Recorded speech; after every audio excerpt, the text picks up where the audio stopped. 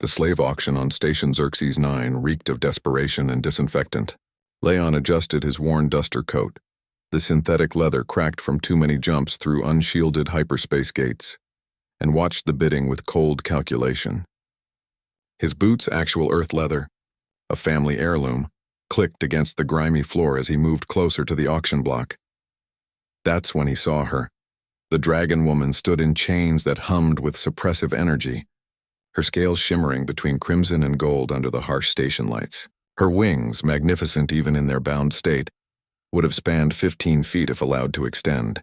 The Draconians were supposedly extinct, their homeworld glassed by the hegemony 3 cycles ago. Yet here she was, defiant even in captivity. 2 credits for the female, Leon called out, his voice carrying the distinctive drawl of someone born on humanity's frontier colonies.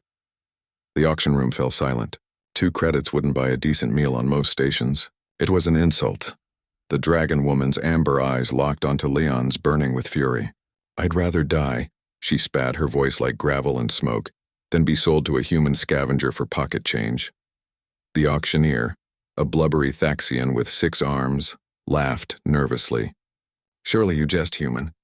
"The starting bid is 5,000.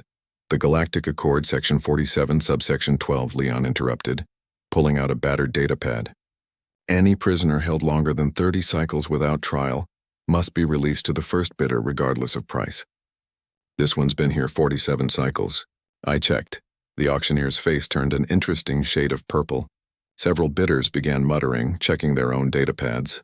The dragon woman's expression shifted from hatred to confusion. Leon had done his homework. Humanity's admission to the Galactic Council 3 decades prior had been rocky. Most species viewed humans as barbaric upstarts. But humans had one advantage: they actually read the fine print. Every obscure law, every forgotten clause, every bureaucratic loophole, humanity's lawyers had memorized them all. This is highly irregular," the auctioneer sputtered. "But legal," Leon replied. 2 credits. Going once? No one else bid. They wouldn't dare challenge a human on legal minutia. Humanity had already bankrupted 6 corporations by weaponizing galactic law. The auctioneer's face suggested he knew exactly how this would end if he refused. "Sold," he finally growled. 20 minutes later, Leon and the dragon woman, Elsa, he'd learned her name from the chain records, stood in the docking bay beside his ship, the Lonesome Star. She remained silent as he disabled her restraints with a codebreaker that cost him more than his ship was worth. The chains fell away. Elsa flexed her wings, the membrane between the bone struts glowing like stained glass. Her claws extended, each one capable of tearing through combat armor. She turned to Leon, towering over him by 2 feet, and growled, "If you think you're free," Leon said simply, tossing her a credit chip. "There's 10,000 on there. Enough to get you off station and then some." She caught it reflexively, staring at the chip, then at Leon. "What? You heard me. Go. Find whatever's left of your people. Or start over. I don't care. Why?" The word came out as a hiss, confused and angry. "Why would a human help me? Your species supported the hegemony's war against mine. You voted for the bombardment." Leon's jaw tightened. 78% of Earth voted against that war. But we just joined the council.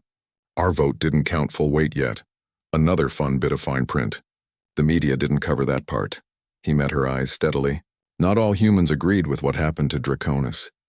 Elsa studied him, her predator's gaze searching for deception.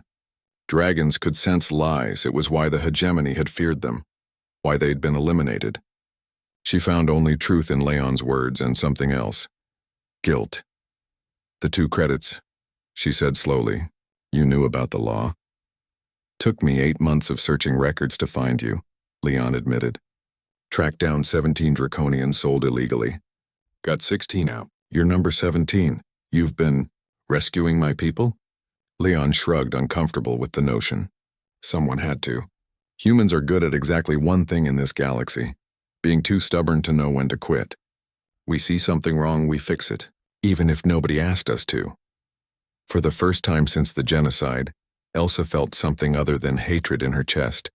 This strange human, this space cowboy with his ancient boots and newer model morality, had spent months hunting legal loopholes to free prisoners nobody else cared about.